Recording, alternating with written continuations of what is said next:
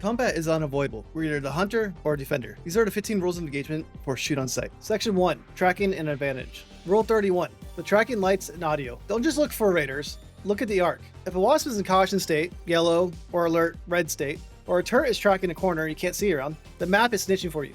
Look at what the arc is looking at. Rocketeer shooting missiles are obvious, the raiders are distressed. Seeing multiple flares go off, you know raiders in proximity are ready to be attacked. Also listen for the extraction. The sound is a high priority alert that tells you exactly where the raider is, and they're likely over encumbered and afraid of losing their loot. Rule 32, the distraction window.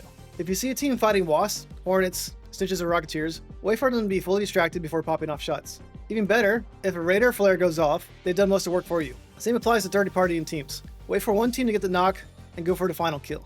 Rule 33, the Vulture strategy. Raiders are at their most vulnerable when harvesting large arc, such as bastions and bombardiers. They deal with the inventory management and heavyweight. Hit them while they're off guard and over encumbered. Other things to look out for are raiders looting, interacting with objects, or zip lines and ladders. If they're busy, they're an easy target. Section 2, the push. Rule 34, listen for the shield pop. This is the audio cue for shield breaking is your absolute go signal. When you hear the shatter sound, push.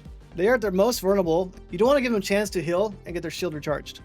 Rule 35, don't let them get their revives. If you knock one player, expect a defibrillator.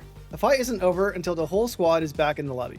The player running towards the down body is always your high priority target. Don't let them get the revive, and always feel free to thirst the down player as needed. Rule 36, grenades are for pushing. Use grenades to get raiders out of hiding.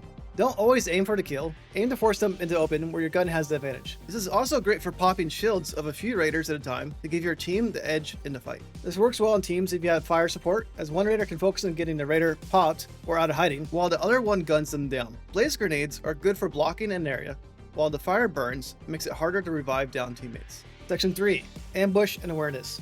Rule 37, check your 6 after the kill. The sound of a shootout and flares popping gets raiders excited. The moment a body hits the floor, scan the area before you even touch the loot. Most deaths happen 10 seconds after you won the fight. If you go straight for the loot, make sure your team watches your back and be quick to get the loot. Another option is to wait and to see if another team arrives and add them to the loot pile. Rule 38, mines is an anti-push and ambush. If you're scavenging bodies or looting, set a perimeter.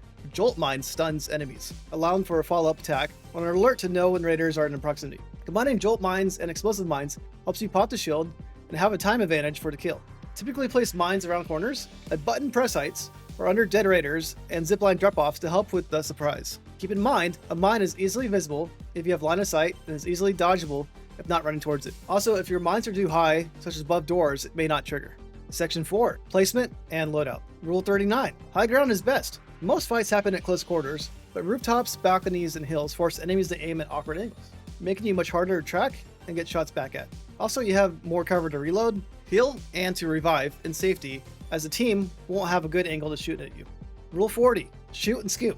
Never fire from the same cover twice. If you take a shot from a balcony, drop down, or rotate to a window immediately. If they know where you pop up at, you're much easier target to hit.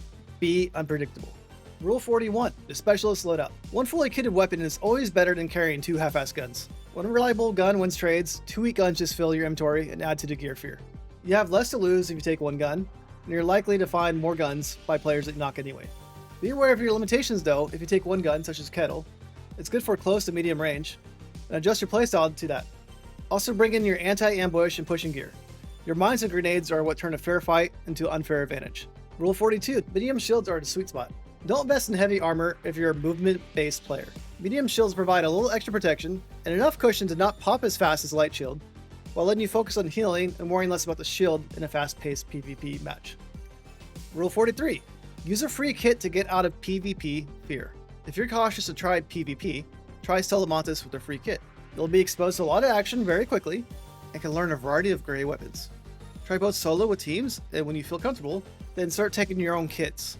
Section 5, managing your match intensity. Rule 44, kill innocent raiders for the aggressive reset. If you're stuck in peaceful servers with no action, you have to kill innocent raiders to get the signal to the game that you belong in aggressive lobbies. If you want to cool off, take a free kit, don't fight back when attacked, and do quick extracts to drop your aggression rating. Section 6, the soul of the game. Rule 45, proximity chat is the soul of the game.